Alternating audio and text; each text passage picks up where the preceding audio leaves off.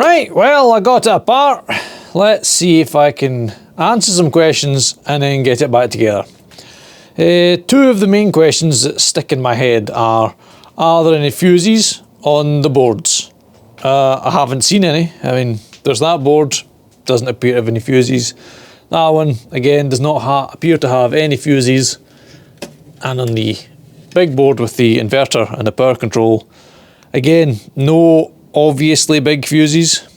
I mean, granted, there might be some underneath. I don't think there's any underneath the GUI either, but there's no obvious user replaceable fuses.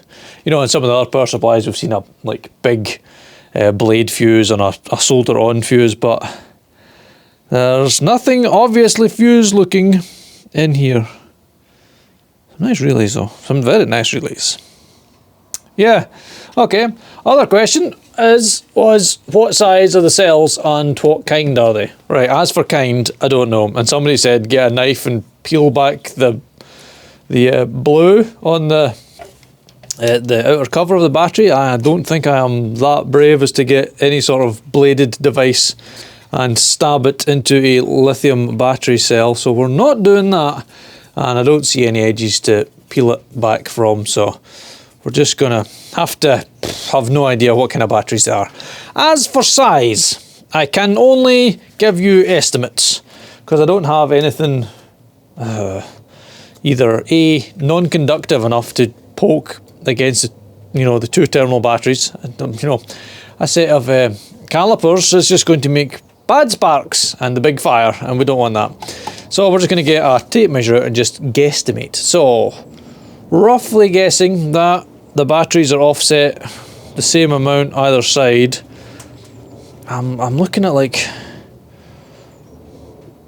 135 mil, something like that, 135 mil long, and let's say 40 mil wide. 40 mil wide. So whatever gets you 40 mil wide and like 135 mil long, whatever that is. And I said there's 16 of them, and if you get one cell voltage, does that even, can you even do a one cell thing? Let me, because they look parallel. Oh, I could try dividing by 2, David. Here's a novel thought. Well, I tell you what, if it gives me something like 6 volts, that's probably, wait, is that going to be positive and negative? Do I have to peel off the other? Oh man, I was hoping to not have to peel off the other side. Yeah, we would just go cell to cell. That's 46 volts, so let's just start at the other end. Let's go low. Low, low, low.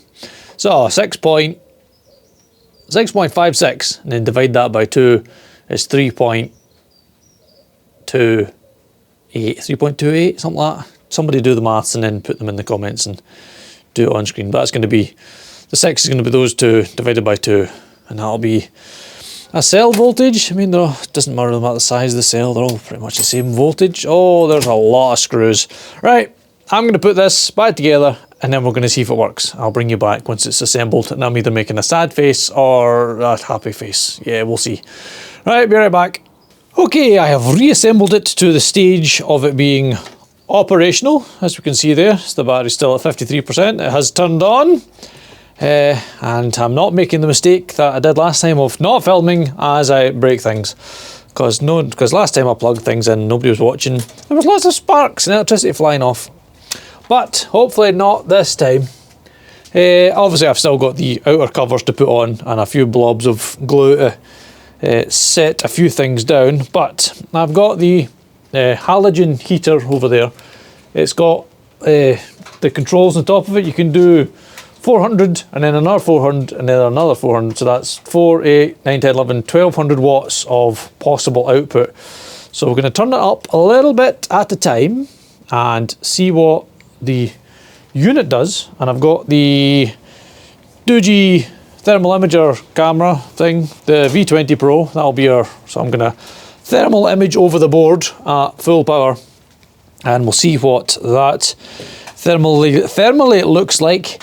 And then I'm going to put the plastics back on, not make you watch that, and then charge it up to full power, and then I'll do a capacity test later on and do that off camera and tell you what the results are. But for the time being, let us plug in a, well, let's not touch all the pins in the back of the plugs now. Right, turn that on, and we'll turn the AC on. AC is on. I can hear a click. Right, so you can't really see what I'm doing here, but right, let me get some of that in shot. Some of that. Right, let's start with 400.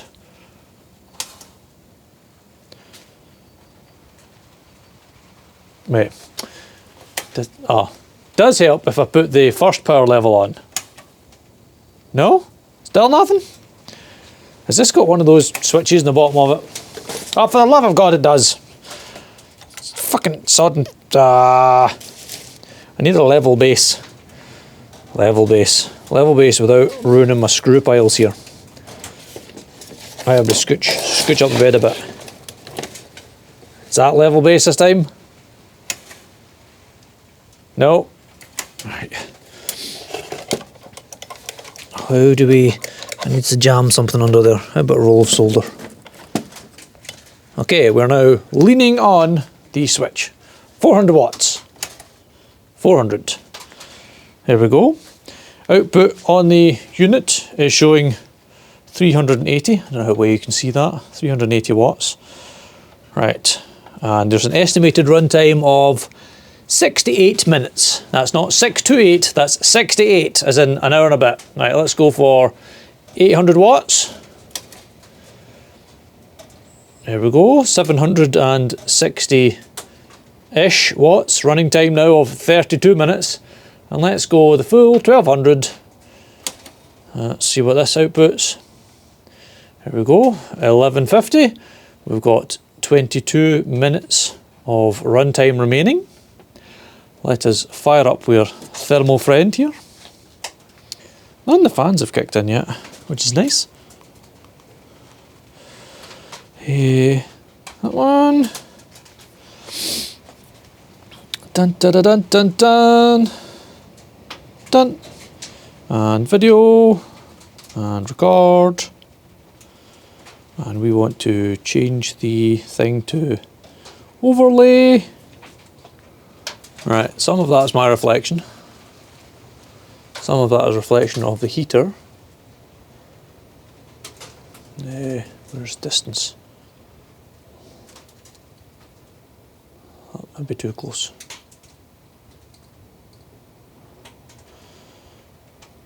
I mean, there's nothing scarily hot inside. Some of those components inside are getting warm. Wait, I could take the lid off. How about that? Let's take the sticky top off. 30 odd degrees. 30.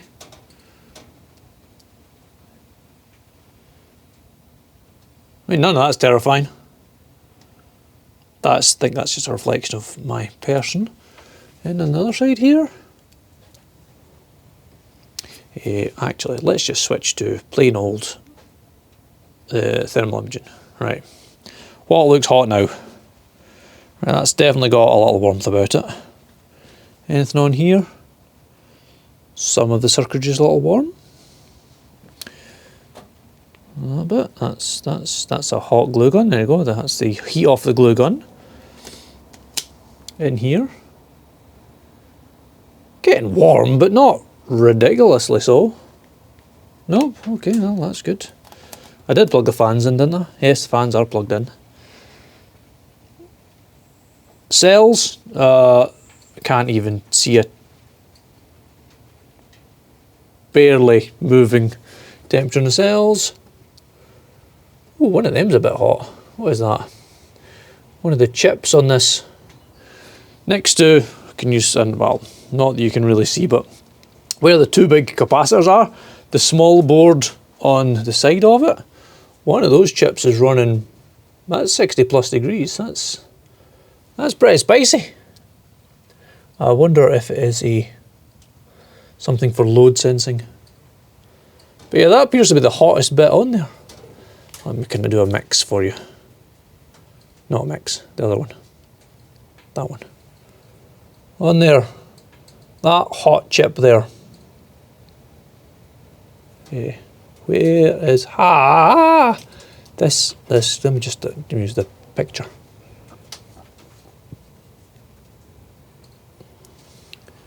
Where am I? There. That middle bit there. That chip. Yeah. Okay.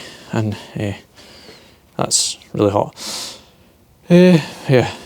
That one. That's really, really hot.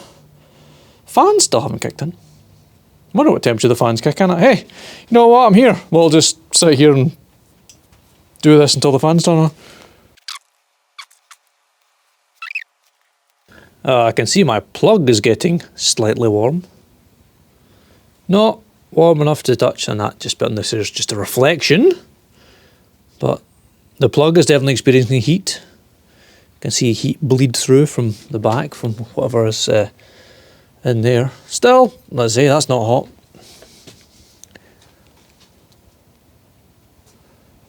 Starting to warm up in there. Not hot, but don't know when the fans kick in. They are plugged in. I have confirmed they are both plugged in and both going in the same direction. Ideal. Right, I'm just going to run this until the fans turn on. I'll bring you back if the fans do turn on. Right, that is the fans just turned on, and they are super slow. They are deadly silent. Let me film with the not that. If I just use the normal camera, I'll just use this and I'll just show you the fans are spinning, but they are really slow, imperceivably slow almost. And yeah, the image is, well, how hot is? It's not very hot. It's like 70 degrees inside there. Obviously it would be getting less. Now that hot chip is still hot though. It's in at 70 as well. But there's nothing else really bad. Let's have a peer through we can look through the fans. Into the hot bits, which are cooling down. Oh man, I'm starting really close to this here. Ha! Right, okay, so it hasn't gone on fire. There was no sparks and nothing like that. The fans still come on, still work very, very quietly. I imagine they do ramp up if it was to be, if you're, say we are in Scotland and it is 12 degrees in the workshop at the moment, but imagine if you were in a hot climate where the boards are already hot and then everyone's hot, heat up even further, the fans would be on a lot more powerfully. Right, that's that off. And everything's gone off. Right, we can turn the AC off. Off. AC is off. Right, I shall now endeavour to put the rest of the plastics on and then I'll charge it up. Okay, we are fully reassembled and still operational. Right, okay. Ease of disassembly. I'm going to give it a 7 out of 10. Because the plastic outer shell that clips on is really well clipped on, and you either really need a really good spudger or be very, very delicate with your screwdrivering to prise it off. And the amount of goop, you know, this white electronic silicon stuff that's holding all of the components in, that while mitigating all of the vibration and perhaps moisture ingress, does kind of impede taking things apart and plugs. I was stabbing at the goo for a while with the old pokey thing, trying to get it to come off to unplug things. Ease of reassembly, again I'm going to go with a 7 out of 10. I broke off 2 tabs, and there's like a lot of big plastic tabs that clip onto the clamshell, and that's fine, they all stayed, but there was like 2 little teeny tiny ones that go just above the display face there. There's about there and there, and they snapped off. There's one, where did it go? Where is it? When I say teeny tiny, I mean, oh, there it is. I don't know. That's it. That bit there. One of them. Two of them snapped off. I think the other one's like, it's still on, but it's wibbly wobbly. They snapped off. But apart from that, that was all that was left. And the most frustrating part of putting it back together is the power button. Because it's recessed into the case so it doesn't get accidentally turned on and off, it's basically they've left it floating. So you have to kind of fight the cover round the hole, and while it continuously switches itself on and off as you fight it into position. But that's it. That's a small complaint compared to taking apart and putting back together some of the other power stations that I've had. But yeah, and again, the absolute attention to moisture and dust ingress in this unit is phenomenal. Someone has thought about the things and obviously watched everybody else make the mistakes of what, you know, in their power station construction and development, and then used all of the best ideas and put them into this. One of those ideas being putting all the charging and discharging ports on the front. Some people, I mean, obviously everybody's taste differ, like having nothing on the back is great because that means you can make a shelf or a space in your camper and push that all the way into the back, and then you can just charge it and discharge it from the front. And then it's up nice close, you can have it tight against things, you don't need to worry about taking it in and out to do anything, you can leave it in there, put, you know, build it in a little box, lovely. So that's that. So now I have to go and find the charging cable for it. There is one here somewhere, I know there is. I'll find it and I'm going to charge it up, and then tomorrow or later on I'll come back and do a discharge test, but you won't know because it'll be the same video for you. Right, I'm going to do that. Right, I have found my 3-pin IEC kettle plug thing, and I'm going to plug that into the wall receptacle up there. Now this has a switch on the front so you can charge at 1200 watts or 600 watts, which is handy for perhaps such campsites that only have limited power output for you to use. So we will plug it in. Right, it is plugged in. It is turned on. It has begun charging. I will bring you down for a look. Come this way. Come here. So currently charging at 600 and a bit watts. Time till fully recharged is 83 minutes. So we've got 6:02 down there, and we've got 6:04 up there. So that's like 999. Nope, 6. Actually, they're both. I'm watching them at the same time. Yeah, they're within a margin of errors amount of distance. So that's 83 minutes at 600 watts. And if we flip it to 1200, give it a moment for its little brains to do the thing. There we go, 900. I'm also probably assuming that battery temperature will play a part in how long it takes for it to charge. Yes, I can see a little thermometer sign flashing there. That means either the batteries are too hot or too cold. Probably too cold, being 12 degrees in here. Right, so that says 936, and up there is 94. So we'll lose a little bit of efficiency running at the higher wattage. But it's supposed to, well, it says it'll be charged in 68 minutes. But I'm not in a rush, so I will give the batteries a rest and just let them charge up slowly. Obviously, the slower, well, for people that don't know, the slower you can charge your batteries, the better for them. You know, they're just, they like to charge gently. If you don't have to thunder current into them and make them hot, then don't do it. If you've got time, charge your batteries slowly. So that's going to come back in like 81 minutes. For what's that in amps? 2.5 amps basically from the controller thing. But yeah, 599 watts. It's basically almost 100% efficient doing it that way.